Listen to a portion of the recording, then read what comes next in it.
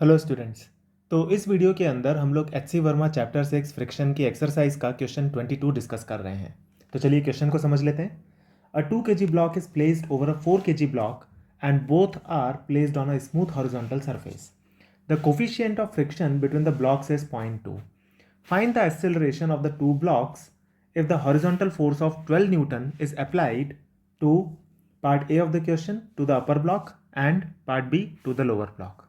ठीक है, ये हमको क्वेश्चन दिया हुआ है। एक बार आप वीडियो को पॉज करके खुद से क्वेश्चन को ट्राई कर लीजिए, फिर उसके बाद में आप मेरे सॉल्यूशन को देखिए। ठीक है, तो मैं होप कर रहा हूँ आपने ट्राई कर लिया है। देखिए, ये क्वेश्चन जो है ये टू ब्लॉक प्रॉब्लम की कैटेगरी में आता है। फ्रिक्शन के अंदर जो हम टॉपिक पढ़ते हैं टू ब्लॉक प्रॉब्लम, उसके अंदर ही आता है। और टू ब्लॉक प्रॉब्लम अक्सर स्टूडेंट्स को थोड़ी डरावनी लगती है, उनको थोड़ा मुश्किल पड़ता है टू ब्लॉक प्रॉब्लम को समझने में। तो चलिए हम देखते हैं इस क्वेश्चन को कैसे सॉल्व किया जाएगा। देखिए, सबसे पहला स्टेप क्या होता है किसी भी फ्रिक्शन या न्यूटन्स लॉज ऑफ मोशन के प्रॉब्लम को सॉल्व करने का, वो होता है एफबीडी बनाना। तो हम यहाँ पे फ्री बॉडी डायग्राम बना लेते हैं दोनों बॉडीज़ का। तो देखो, पार्ट ए के अंदर हमको दिया हुआ है कि 12 न्यूटन का फोर्स आप अपर ब्लॉक पे लगा रहे हैं 2 kg ब्लॉक के ऊपर। तो ये हमको सिस्टम दिया हुआ है, दोनों के बीच में फ्रिक्शन कोफिशिएंट है 0.2, नीचे का सरफेस स्मूथ है। तो ये तो हो गया क्वेश्चन का डिस्क्रिप्शन। इसके अंदर हम फ्री बॉडी डायग्राम 2 kg का और 4 kg का अलग अलग बना लेते हैं। तो यहाँ पे हमारे पास में आएगा 12 न्यूटन का फोर्स 2 के ऊपर, और 2 kg ब्लॉक के ऊपर जो फ्रिक्शन का फोर्स आएगा वो आएगा लेफ्ट डायरेक्शन में। तो उसी के रिएक्शन में 4 kg ब्लॉक के ऊपर आ जाएगा फ्रिक्शन राइट डायरेक्शन में। अब आप में से कई लोग सोच रहे होंगे कि ये फ्रिक्शन 2 kg ब्लॉक के ऊपर लेफ्ट में कैसे आ गया और 4 kg के ऊपर राइट में कैसे आ गया, इसको हम कैसे समझें। तो देखो, इसको समझने के हमारे पास में दो तरीके हैं। पहला तरीका तो ये है कि यहाँ पे जो हमको ये सिस्टम दिया हुआ है, इस सिस्टम के अंदर अगर आप देखो कि अगर आप ये एज्यूम करो कि 2 kg और 4 kg के बीच में अगर कोई भी फ्रिक्शन फोर्स नहीं होता, ठीक है, अगर इनके बीच में कोई भी फ्रिक्शन फोर्स नहीं होता तो क्या होता, 2 kg वाला ब्लॉक सिंपली 4 kg वाले ब्लॉक के ऊपर फिसल करके आगे नीचे जाके गिर जाता, और 4 kg वाले ब्लॉक के ऊपर कोई भी फोर्स नहीं आता तो वो अपनी जगह पे बना रहता। अब अगर दोनों के बीच में फ्रिक्शन होगा तो क्या होगा, 4 kg वाला जो ब्लॉक है उसकी टेंडेंसी होगी राइट डायरेक्शन में शिफ्ट होने की। अगर उसकी राइट में जाने की टेंडेंसी है, यानी कि 4 kg वाले ब्लॉक के ऊपर तो राइट में ही फ्रिक्शन लग रहा होगा, जैसा हमने यहाँ पे शो कर रखा है। तो 4 kg ब्लॉक के ऊपर राइट में फ्रिक्शन फोर्स आ जाएगा, और उसी के रिएक्शन में 2 kg वाले ब्लॉक के ऊपर लेफ्ट में फ्रिक्शन आ जाएगा। तो ये तो एक तरीका हुआ फ्रिक्शन के डायरेक्शन को समझने का। तो ये एक अच्छा तरीका है कि आप फ्रिक्शन को पहले अपसेंट मान लो, फिर देखो सिस्टम कैसा बिहेव करेगा, फ्रिक्शन को लाओ, फिर देखो सिस्टम कैसा बिहेव करेगा, और उससे आप फ्रिक्शन का डायरेक्शन निकाल लो। ठीक है। दूसरा तरीका है इनविजिबल थ्रेड मेथड, जो कि मैंने अपने थ्योरी वाले वीडियो लेक्चर्स में समझाया है। ठीक है। तो देखो, उससे हम लोग कैसे समझते हैं कि मान लो 2 kg और 4 kg, ये हमारे पास में दो ब्लॉक्स हैं, आप इनके बीच में कुछ इनविजिबल थ्रेड्स वर्टिकल इस तरीके से कनेक्ट कर दो। अब 2 kg वाले ब्लॉक के ऊपर अगर आप 12 न्यूटन का फोर्स लगाओगे तो क्या होगा, ये जो थ्रेड्स हैं ये टेढ़े हो जाएंगे, ये थ्रेड्स ऐसे हो जाएंगे। ठीक है ना। अगर ये थ्रेड्स इस तरीके से टेढ़े हो जाएंगे अगर, तो ये 2 kg वाले ब्लॉक को तो खींचेंगे पीछे की डायरेक्शन में, और 4 kg वाले ब्लॉक को ये खींचेंगे राइट डायरेक्शन में। तो 2 kg ब्लॉक के ऊपर फ्रिक्शन आ जाएगा लेफ्ट में, और 4 kg वाले ब्लॉक के ऊपर आ जाएगा राइट में। इसको मैं बोलता हूँ इनविजिबल थ्रेड मेथड। इस मेथड के थ्रू भी आप फ्रिक्शन का डायरेक्शन आसानी से निकाल सकते हैं। फ्रिक्शन बिल्कुल इसी तरीके से बिहेव करता है जैसे थ्रेड्स बिहेव कर रहे हैं। फ्रिक्शन जो है वो रिलेटिव मोशन को अपोज करने की कोशिश करता है, इसलिए हम ये थ्रेड बना करके इससे हम अगर फ्रिक्शन का डायरेक्शन निकाल लें तो वो भी कई स्टूडेंट्स को मैंने देखा है ईजी लगता है। तो आपको मैंने दो मेथड्स बता दिए हैं, जो मेथड आपको ईजी लगे उससे आप फ्रिक्शन का डायरेक्शन निकाल सकते हैं। ठीक है। तो चलिए आगे देखते हैं क्वेश्चन को कि अब कैसे सॉल्व किया जाएगा। ये हमने पहला स्टेप कर लिया फ्री बॉडी डायग्राम बनाने का।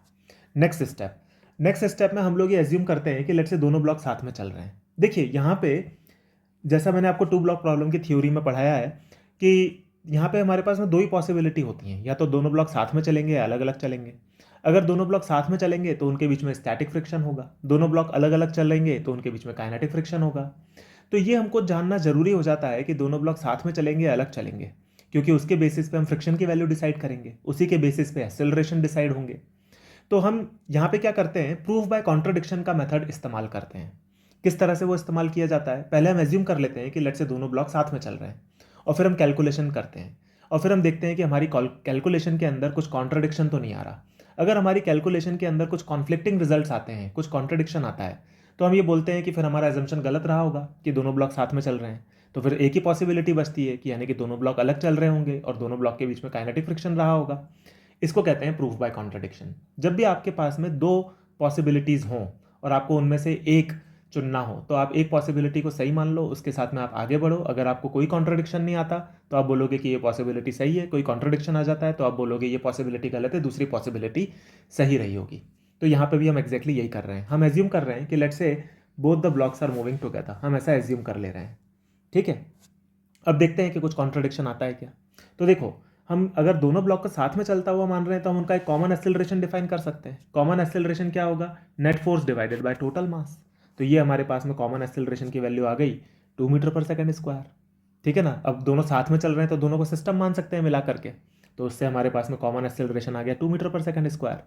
अब हम ये देखते हैं कि 2 मीटर पर सेकंड स्क्वायर से दोनों ब्लॉक्स को साथ में चलाने के लिए इनके बीच में फ्रिक्शन की रिक्वायरमेंट कितनी होगी। जैसा हम देख सकते हैं 2 kg वाले ब्लॉक के ऊपर फ्रिक्शन लगेगा लेफ्ट में, 4 kg के ऊपर फ्रिक्शन लगेगा राइट में। तो हम फ्रिक्शन की वैल्यू निकाल लेते हैं कि 4 kg वाले ब्लॉक को 2 मीटर पर सेकंड स्क्वायर के एक्सेलरेशन से मूव कराने के लिए कितना फ्रिक्शन रिक्वायर्ड होगा। तो फ्रिक्शन की वैल्यू हम लिख सकते हैं, friction will be equal to mass into acceleration for the 4 kg block. तो ये 4 इंटू 2, ये हमारे पास में आ गया 8 न्यूटन। ठीक है, अब हम ये भी कैलकुलेट कर लेते हैं कि दोनों ब्लॉक्स के बीच में मैक्सिमम फ्रिक्शन अवेलेबल कितना है, कितना जा सकता है friction maximum, limiting value of friction कितनी है। तो फ्रिक्शन मैक्सिमम हमको पता है, फ्रिक्शन मैक्सिमम होगा म्यू n1। यहाँ पे म्यू क्या है? दोनों ब्लॉक्स के बीच का कोफिशिएंट ऑफ फ्रिक्शन, और n1 है 2 kg वाला जो ब्लॉक है उसके ऊपर आने वाला नॉर्मल। तो इसको जब आप कैलकुलेट करते हो वैल्यूज रख के, तो ये आपके पास में आता है 4 न्यूटन। तो अब देखो ये कॉन्ट्रडिक्शन आ गया। क्या कॉन्ट्रडिक्शन आया है? कि जितने फ्रिक्शन के रिक्वायरमेंट है वो तो है 8 न्यूटन दोनों ब्लॉक्स को साथ में चलाने के लिए, लेकिन जो मैक्सिमम फ्रिक्शन आ सकता है दोनों ब्लॉक्स के बीच में वो है केवल 4 न्यूटन। अब ये तो पॉसिबल नहीं है कि जितना अवेलेबल ही नहीं उससे ज़्यादा आप यूज़ कर लो, यानी कि ये कॉन्ट्रडिक्शन है। तो ये कॉन्ट्रडिक्शन है, ये कंडीशन एक्सेप्टेबल नहीं है, नॉट एक्सेप्टेबल। यानी कि हमारा एजम्पशन गलत रहा होगा कि दोनों ब्लॉक साथ में चल रहे हैं। तो यानी कि कंक्लूजन में हम ये लिख सकते हैं कि हमारा एजम्पशन गलत था, यानी कि एक ही पॉसिबिलिटी बचती है कि दोनों ब्लॉक्स अलग अलग चल रहे होंगे। तो कंक्लूजन आ गया, ब्लॉक्स आर मूविंग सेपरेटली, दोनों ब्लॉक अलग अलग चल रहे होंगे। ठीक है, अब हम इसके हिसाब से कैलकुलेशन कर लेते हैं। अब हमको पता है कि अगर दोनों ब्लॉक अलग चलेंगे तो उनके बीच में काइनेटिक फ्रिक्शन होगा, फ्रिक्शन फिर काइनेटिक होगा, और काइनेटिक फ्रिक्शन की वैल्यू आप जानते हैं म्यू n1 हो जाएगी, where n1 is the normal on 2 kg block. इसके अंदर आप वैल्यूज पुट करते हैं तो ये आपके पास में आ जाता है 4 न्यूटन। तो आप बोल सकते हो 2 kg वाले ब्लॉक का जो एक्सेलरेशन होगा उसको अगर अपन A2 बोलें तो वो हो जाएगा 12 माइनस फ्रिक्शन डिवाइडेड बाय 2, है ना, net force upon total mass. तो ये आपके पास में आ गया 4 मीटर पर सेकंड स्क्वायर। और अगर आप 4 kg वाले एक्सेलरेशन को अगर A4 बोलें तो वो हो जाएगा सिंपली फ्रिक्शन अपॉन 4, क्योंकि 4 फ्रिक्शन फोर्सेस को चला रहा है, तो net force upon total mass. तो ये आपके पास में आ गया 1 मीटर पर सेकंड स्क्वायर।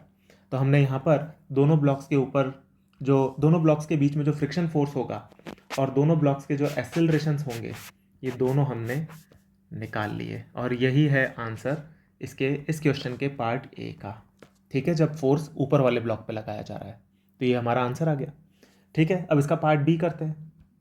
पार्ट बी में हमें ये कहा गया है कि नीचे वाले ब्लॉक के ऊपर अब फोर्स लगाया जा रहा है 12 न्यूटन का। वही सिस्टम है, 12 न्यूटन का फोर्स ऊपर लगाने की जगह नीचे लगा रहे हैं, बाकी सारा सिस्टम सेम है। तो अब देखिए यहाँ पे अंतर क्या आएगा। फ्री बॉडी डायग्राम जब आप ड्रॉ करेंगे तो 4 kg वाले ब्लॉक के ऊपर फ्रिक्शन पीछे आ जाएगा और 2 kg वाले ब्लॉक के ऊपर फ्रिक्शन आगे आ जाएगा। फ्रिक्शन का डायरेक्शन यहाँ पे बदल जाएगा दोनों ब्लॉक्स पे। ऐसा क्यों होगा, इसको आप वापस से 2 मेथड से समझ सकते हो। आप इमेजिन करो कि लेट से 2 kg और 4 kg ब्लॉक के बीच में अगर कोई फ्रिक्शन नहीं होता तो क्या होता। तो फिर 4 kg वाला ब्लॉक सिंपली आगे सरक जाता और 2 kg वाला ब्लॉक 1 इंच भी लेफ्ट या राइट शिफ्ट नहीं होता, क्योंकि फ्रिक्शन है ही नहीं, तो 2 kg वाला ब्लॉक चलेगा ही नहीं, है ना। तो जब 4 kg वाला ब्लॉक पूरा खिसक जाता तो 2 kg वाला ब्लॉक नीचे गिर जाता। ये कंडीशन बनती है अगर फ्रिक्शन नहीं होता तो। अब फ्रिक्शन होगा तो क्या होगा, फ्रिक्शन के होने पे 2 kg वाले ब्लॉक की टेंडेंसी होगी राइट डायरेक्शन में शिफ्ट होने की, यानी कि 2 kg वाले ब्लॉक के ऊपर फ्रिक्शन राइट में आएगा, और यही हमने शो किया है। तो उसी के रिएक्शन में 4 kg वाले ब्लॉक के ऊपर फ्रिक्शन लेफ्ट में आ जाएगा, action reaction, Newton's third law. ठीक है, तो ये तो हुआ एक तरीका फ्रिक्शन के डायरेक्शन को समझने का। दूसरा तरीका फ्रिक्शन के डायरेक्शन को समझने का है वही इनविजिबल थ्रेड मेथड। तो यहाँ पे अपन दोनों ब्लॉक्स को अलग अलग बना लेते हैं। इनिशियली इनके बीच में थ्रेड्स वर्टिकल थे, नीचे वाले ब्लॉक के ऊपर आपने 12 न्यूटन का फोर्स लगाया। फिर क्या होगा, ये जो थ्रेड्स होंगे ये टेढ़े हो जाएंगे। अब की बार ये इस तरीके से टेढ़े होंगे क्योंकि आप नीचे वाले ब्लॉक के ऊपर फोर्स लगा रहे हो।